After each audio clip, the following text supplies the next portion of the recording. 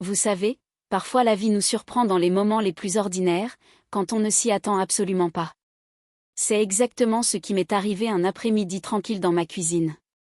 Je rinçais la vaisselle en fredonnant doucement au son de la pluie dehors quand le fils de ma voisine est entré soudainement.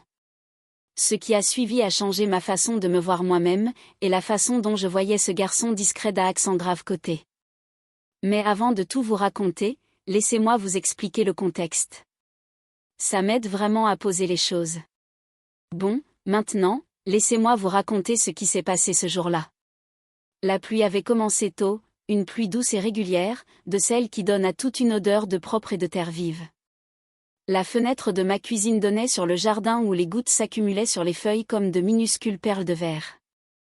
Je portais mon vieux pull noir, celui aux manches trop longues qui cache presque mes mains, et je venais de me préparer un petit déjeuner tardif, des œufs brouillés, des toasts et un café tiède. Pendant que je faisais le ménage, la maison était paisible, d'une manière un peu solitaire mais réconfortante. Cela faisait un moment que j'étais seule. Mon fils était devenu adulte et menait sa propre vie, mon mari était parti depuis des années. Je m'étais habituée au calme, du moins, je le croyais. C'est alors que j'ai entendu le bruit du loquet de la porte de derrière. Au début, j'ai pensé que c'était le vent, mais la porte s'est ouverte lentement et là, les cheveux humides de pluie, son sweatshirt gris collant à ses épaules, se tenait Jackson, le fils de ma voisine. Il avait l'air surpris, comme s'il n'avait pas voulu déranger. « Oh, Ellie, je suis vraiment désolé, » dit-il en passant une main dans ses cheveux mouillés. « Ta porte était entr'ouverte et j'ai frappé, mais je suppose que tu n'as pas entendu. » Je souris automatiquement, plus par politesse que par compréhension de ce qui se passait. « Jackson, ce n'est rien. Tu m'as juste fait peur, c'est tout. Qu'est-ce qui t'amène par ce temps ?» Il esquissa un sourire un peu gêné. « En fait, ma mère m'a demandé si je pouvais emprunter ton batteur. Le nôtre vient de tomber en panne et elle prépare un gâteau pour l'anniversaire de papa. » « Oh, bien sûr, » dis-je en m'essuyant les mains avec une serviette. « Il est sur l'étagère du haut. Laisse-moi te le chercher. » Je tendis le bras pour attraper le batteur dans le placard.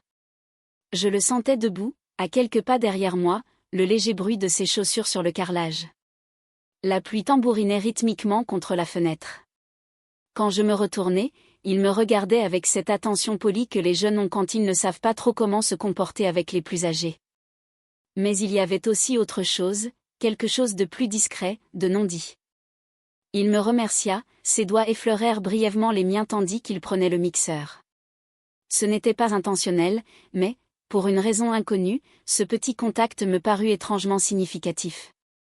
Peut-être simplement parce que cela faisait si longtemps que personne n'avait touché ma main sans que ce soit par habitude ou par pitié. « Ta mère a de la chance de t'avoir pour l'aider, » dis-je, essayant de retrouver un ton normal. « Elle a passé toute la matinée à faire des gâteaux, » répondit-il en riant légèrement. « Je crois qu'elle essaie de se faire pardonner d'avoir oublié l'anniversaire de papa l'année dernière. » Je ris doucement. « Ça me ressemble bien. Dis-lui que je lui souhaite un joyeux anniversaire. » Il hocha la tête, puis hésita. « Tu vas bien, Ellie ? Je ne t'ai pas beaucoup vu ces derniers temps. » Son ton trahissait une curiosité sincère, presque de l'inquiétude. Je ne savais pas trop quoi répondre. J'avais des voisins qui me saluaient de leur pelouse, qui me disaient bonjour à la boîte aux lettres, mais peu qui me demandaient vraiment comment j'allais. « Je vais bien, » dis-je finalement. « Je m'occupe, c'est tout. Tu sais comment c'est. » Il esquissa un sourire. « Oui, je suppose. » Un bref silence s'installa, seulement troublé par la pluie et le doux bourdonnement du réfrigérateur. Je pensais qu'il allait partir, mais au lieu de cela, il regarda vers la fenêtre. « Ça te dérange si je reste une minute ? Il pleut vraiment des cordes dehors. » J'acquiesçai d'un signe de tête vers la table. « Bien sûr. Je vais te servir du café. » Il parut reconnaissant et se laissa glisser dans le fauteuil près de la fenêtre. Je lui tendis une tasse, tandis qu'il la prenait entre ses mains, je remarquai le léger tremblement de ses doigts, sans doute dû au froid. « Ça fait longtemps que je n'ai pas bu un café aussi bon, » dit-il en souriant timidement. « Ma mère, eh bien, ce n'est pas vraiment son point fort. » Je ris doucement. Je me souviens de ces années-là. Mon fils disait souvent que ma cuisine était une expérience chaque soir. Cela le fit rire, et pendant un instant, nous partageâmes quelque chose de simple et d'authentique, quelque chose dont je ne m'étais pas rendu compte à quel point cela me manquait, une conversation facile. Il regarda de nouveau par la fenêtre, la pluie ruisselant sur le toit. « Tu en as marre du silence ?» demanda-t-il soudainement. Je fis une pause, réfléchissant à sa question. « Parfois, avouai-je honnêtement. Parfois je crois que je m'y suis habituée. D'autres fois, j'ai l'impression que les murs m'écoutent respirer. » Il me regarda vraiment et il y avait dans ses yeux une compréhension qui me surprit. Pour un jeune homme d'une vingtaine d'années, il avait une profondeur, comme s'il avait déjà ressenti cette même solitude. « Mon père travaille souvent loin de la ville, dit-il doucement. Ma mère est occupée par ses cours. La maison est vide la plupart des soirs. Alors oui, je comprends. » Quelque chose dans sa façon de le dire adoucit mon cœur. Nous étions deux personnes de générations différentes, assises à une petite table de cuisine, trouvant un terrain d'entente dans la plus simple des vérités, la solitude ne tient pas compte de l'âge. La pluie se calma dehors et je réalisai que je ne voulais pas qu'il parte tout de suite. Sa présence avait réchauffé la cuisine, l'avait emplie de quelque chose d'indicible mais réconfortant. Il prit une autre gorgée de café, jeta un coup d'œil à l'horloge, puis me regarda. « Tu sais, tu devrais venir un de ces jours. Maman serait ravie de te voir. Elle n'arrête pas de dire à quel point tes conseils de jardinage lui manquent. » Je souris, touché par cette pensée. « Peut-être, » répondis-je. Une fois que la pluie aura cessé. Quand il se leva pour partir, il me remercia encore pour le café et le mixeur. Je le suivis jusqu'à la porte, la tenant ouverte tandis que la pluie continuait de murmurer dehors. Il se retourna avant de sortir, ses yeux croisèrent les miens, plus doux cette fois, presque hésitants. « Ellie, dit-il, ça fait vraiment plaisir de te revoir sourire. » Je ne savais pas comment réagir. Alors je restai là, à sourire légèrement, le regardant trotter à travers les flaques jusqu'à sa maison voisine. Quand je fermai la porte, le calme revint. Mais l'atmosphère était différente, moins pesante, moins solitaire.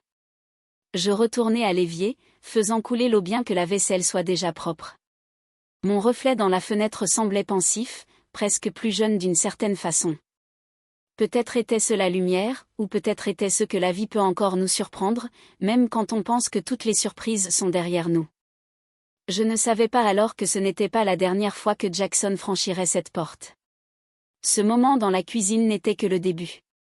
Les jours suivants, après cet après-midi pluvieux, semblèrent porter en eux un changement subtil que je ne perçus pas immédiatement. Le ciel s'était dégagé, laissant place à un calme vif, presque électrique sur le quartier, et je me surprenais à jeter des coups d'œil vers la porte de derrière plus souvent que je ne l'aurais cru. Ce n'est pas que j'attendais Jackson tous les jours, cela aurait été absurde, mais il y avait quelque chose dans cette brève rencontre qui persistait, qui murmurait que le monde, même dans ses routines les plus ordinaires, laissait encore place à une chaleur inattendue.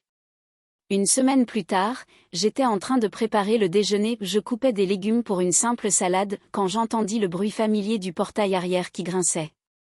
Je m'arrêtai, couteau en main, et souris avant même de me retourner. Effectivement, c'était Jackson, tenant un petit sac en papier brun. Ses cheveux étaient secs cette fois, son sweat à capuche humide remplacé par une veste légère qui lui donnait un air un peu plus adulte, un peu moins enfantin. Mais cette énergie douce et discrète dont je me souvenais était toujours là. « Salut, Ellie », dit-il d'une voix empreinte de ce même mélange d'hésitation et de chaleur. Je me suis dit que je te passerais quelque chose. Maman a fait trop de cookies et je me suis souvenu que tu avais dit que tu aimais bien ceux aux pépites de chocolat. J'étais agréablement surprise par ce geste. Tu n'étais pas obligée, dis-je en prenant le sac. Le parfum du chocolat chaud et de la vanille embauma aussitôt la cuisine, m'enveloppant d'une douce chaleur. Je sais, répondit-il avec un sourire, mais j'en avais envie. Et je me suis dit que tu me laisserais peut-être rester un peu, juste pour un café, par exemple. Il y avait une sincérité tranquille dans sa demande qui me prit au dépourvu. J'acquiesçai sans trop réfléchir, désignant la petite table près de la fenêtre. D'accord. Une tasse, juste une. Tandis qu'il posait les biscuits et que je versais le café, nous reprîmes facilement la conversation. Elle n'était ni forcée ni artificielle, un dialogue naturel qui coule quand deux personnes sont suffisamment à l'aise pour laisser s'installer de petits silences, quand les mots sont choisis non pas pour impressionner, mais pour créer du lien. Il parla de son travail, de ses cours, de ses projets pour l'été. Je partageais de petites anecdotes sur mon jardin, mes matins avec mon café et le journal, mes promenades habituelles dans le quartier. À un moment, notre conversation dévia vers des souvenirs d'enfance, des anecdotes de famille, et je me surpris à rire plus librement que je ne l'avais fait depuis des mois, le genre de rire qui laisse le visage léger et chaleureux. Puis, tandis que nous rangions, il s'attarda près du comptoir, les mains posées sur le bord. « Tu sais, dit-il doucement, je me suis toujours demandé ce que ça ferait, moi aussi, juste m'asseoir quelque part et parler à quelqu'un qui écoute vraiment. Je ne pensais pas que ça pouvait être comme ça. » Je le regardai alors et, à cet instant, je compris. Ce n'était pas juste le fils du voisin qui passait par là. C'était un jeune homme en quête de lien, quelqu'un qui, à sa manière, aspirait à la même compréhension que j'avais moi-même appris à désirer ardemment dans ma vie tranquille. Mon cœur s'adoucit en réponse à un étrange mélange de protection et d'admiration. « Tu es toujours le bienvenu ici, dis-je doucement. Vraiment. Même si c'est juste pour un café ou des biscuits. » Il sourit, ce sourire timide mais sincère qui allait au-delà de la simple politesse. « Merci. Ça me touche beaucoup. » L'après-midi s'acheva, la lumière changeant tandis que le soleil baissait, projetant de chaudes traînées dorées sur le sol de la cuisine.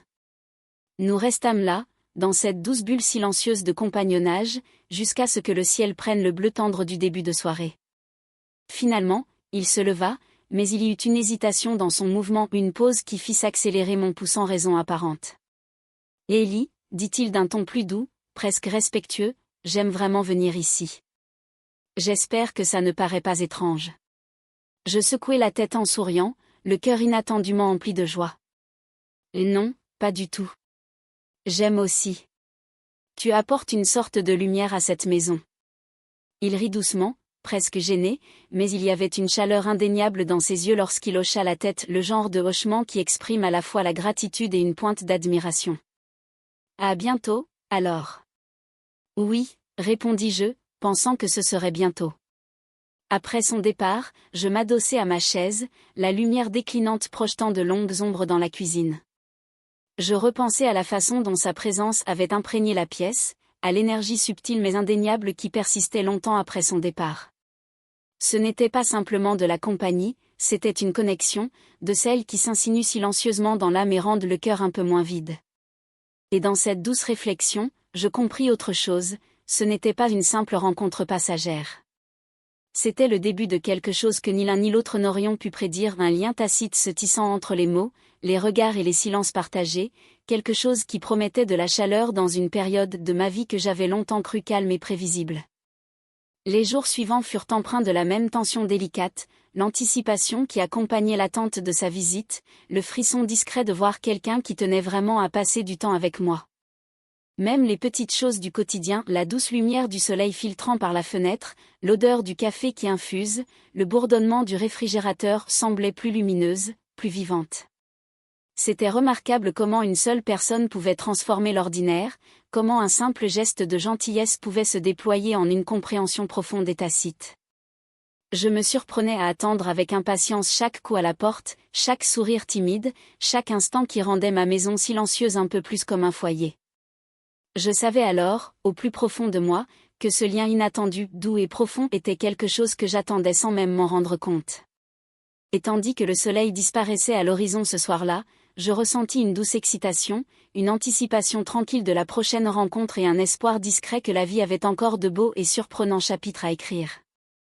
Les jours suivants se réchauffèrent et le soleil s'attarda un peu plus longtemps dans le ciel, jetant une douce lueur sur mon jardin et à travers les fenêtres de la cuisine où Jackson et moi avions commencé à partager ces après-midi paisibles. Nos visites étaient devenues un rythme, presque un rituel secret que je désirais tant sans oser me l'avouer. Il arrivait avec un petit sourire, parfois avec des pâtisseries, parfois juste une tasse de café à la main, et il y avait toujours cette subtile hésitation chez lui, comme s'il testait les limites de ce qui était convenable. Et pourtant, il revenait, attiré par quelque chose qu'il ne nommait pas encore. Un après-midi, j'étais en train de composer un bouquet avec des fleurs de mon jardin, des oranges éclatantes et de la lavande douce dans un vase simple, quand j'entendis le bruit familier de ses pas sur le porche arrière. Je me retournai, surprise car je ne l'attendais pas si tôt, mais il était là sur le seuil, sa veste jetée sur le bras, un sourire hésitant aux lèvres. « Salut », dit-il doucement, son regard glissant sur les fleurs avant de croiser le mien. Je me suis dit que je pourrais voir si tu avais besoin d'aide au jardin, ou peut-être juste m'asseoir un peu avec toi. Je ris doucement. Toujours aussi gentleman. Assieds-toi, Jackson. Tu n'as pas besoin de raison pour venir. Il prit la chaise à côté de la mienne, se penchant légèrement en avant comme s'il se préparait à dire quelque chose d'important. « Tu sais », commença-t-il, je n'avais jamais réalisé à quel point c'était paisible ici. Avec toi, c'est comme si le monde extérieur s'arrêtait un instant. Un frisson me parcourut à ces mots. Il y avait une profondeur dans son expression qui semblait dépasser son âge, une sincérité qui toucha quelque chose de profond en moi. Moi aussi, admis-je doucement. C'est agréable, n'est-ce pas, d'être ici sans tout ce bruit et ces attentes? Il hocha la tête et, pendant un moment, aucun de nous ne parla. Le silence était apaisant, ce genre de silence qui ne vide pas, mais qui est plein de potentiel, comme la pause avant qu'une mélodie ne commence. « Ellie, je dois te dire quelque chose, » dit-il soudainement, d'une voix à peine plus forte qu'un chuchotement. Il baissa les yeux sur ses mains, un peu agité.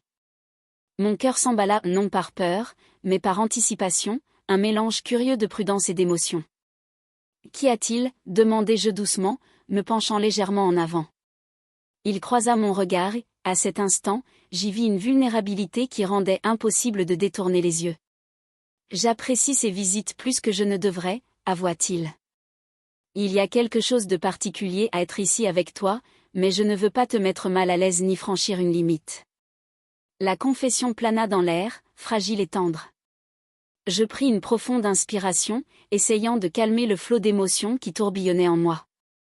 C'était inattendu, certes, mais pas désagréable. J'éprouvais un étrange mélange de protection, d'admiration et d'un frisson d'excitation d'une intensité surprenante. « Jackson », dis-je doucement, « je ne vais pas mentir, j'apprécie aussi ta compagnie, plus que je ne l'aurais cru. Et j'apprécie ton honnêteté. Ça compte beaucoup pour moi. » Il sourit un peu timide, mais avec une lueur qui illuminait son visage. « J'avais peur de ta réaction. » Je tendis la main et posai la mienne délicatement sur la sienne.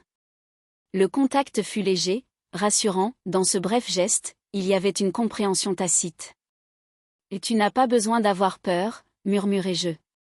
Nous sommes tous les deux en train de découvrir quelque chose de nouveau, quelque chose de si réel. La tension entre nous changea, elle n'était plus chargée d'hésitation, mais d'une reconnaissance silencieuse de notre connexion. Nous continuâmes à parler, à partager des histoires, à rire. Mais il y avait désormais une douceur nouvelle dans notre conversation, le sentiment que nous nous dévoilions l'un à l'autre avec précaution, délibérément. Plus tard, alors que le soleil déclinait, projetant de longues ombres sur le sol de la cuisine, il se leva et s'étira. « Je devrais probablement rentrer », dit-il à contre-cœur. J'acquiesçai, malgré une légère pointe de déception. « Bien sûr, mais n'hésite pas à passer quand tu veux. Tu es toujours le bienvenu. » Il s'arrêta à la porte, la main posée sur le chambranle. « Je reviendrai », dit-il doucement. Et pendant un instant, son regard plongea dans le mien plus intensément rempli d'un mélange de gratitude et d'un désir inavoué. Quand il partit, je restai près de la fenêtre, le regardant disparaître au bout du chemin. Mon cœur était léger et pourtant plein d'une contradiction qui me laissait à la fois exaltée et contemplative. Ce soir-là, assise dans le calme de mon salon, je repassais nos conversations dans ma tête, les rires doux, les regards pensifs, les effleurements fugaces des mains. Tout cela avait réveillé quelque chose que je n'avais pas ressenti depuis des années. Il y avait une tendresse dans notre relation, un lien qui s'approfondissait sans grands gestes, mais dans les moments de calme d'une présence partagée.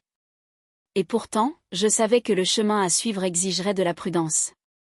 Il y avait des limites, des attentes, les règles tacites de la vie et des convenances qui planaient autour de nous comme un vent doux mais persistant.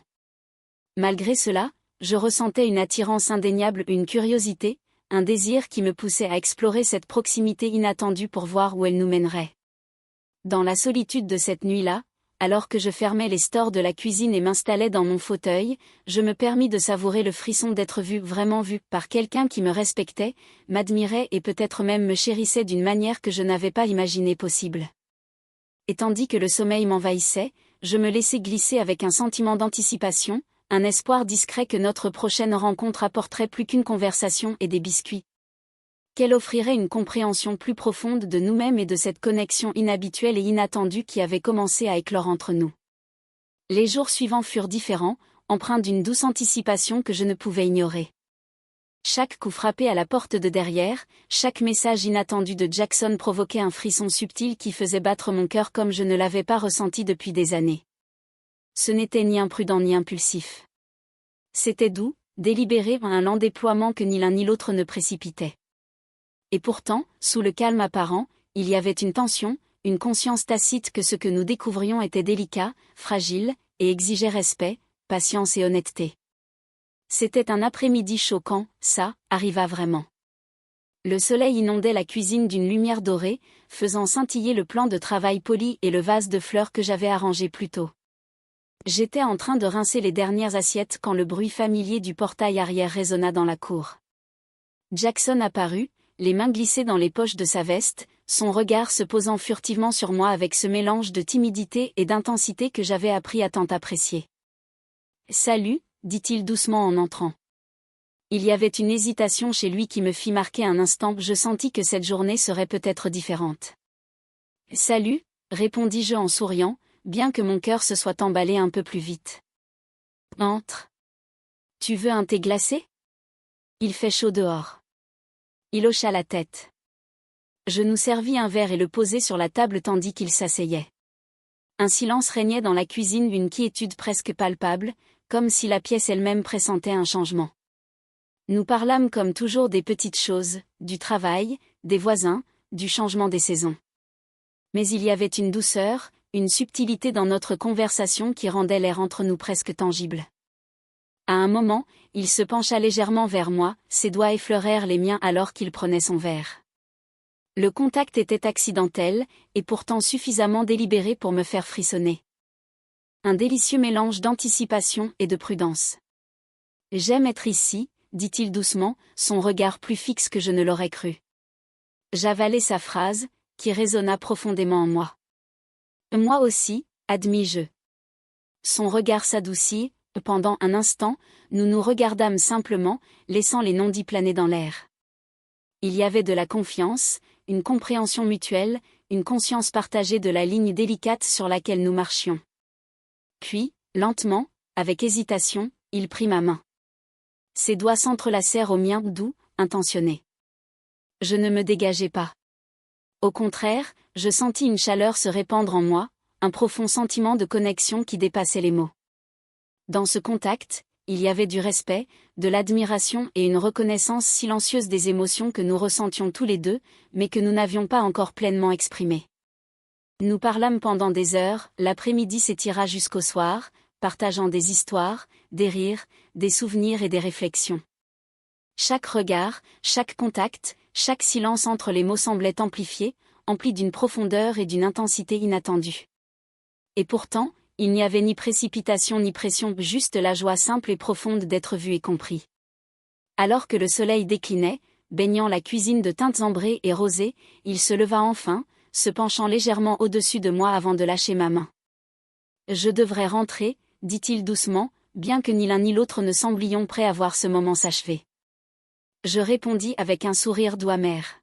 « Mais reviens vite, s'il te plaît. » Il hocha la tête, ses yeux s'attardèrent sur les miens un instant de plus que nécessaire, une promesse silencieuse. « Je reviendrai », murmura-t-il. Et avec un doux sourire, il sortit dans la lumière déclinante, disparaissant au bout du chemin vers sa maison. Après que la porte se fut refermée, je restai debout près de la fenêtre, mon reflet me fixant.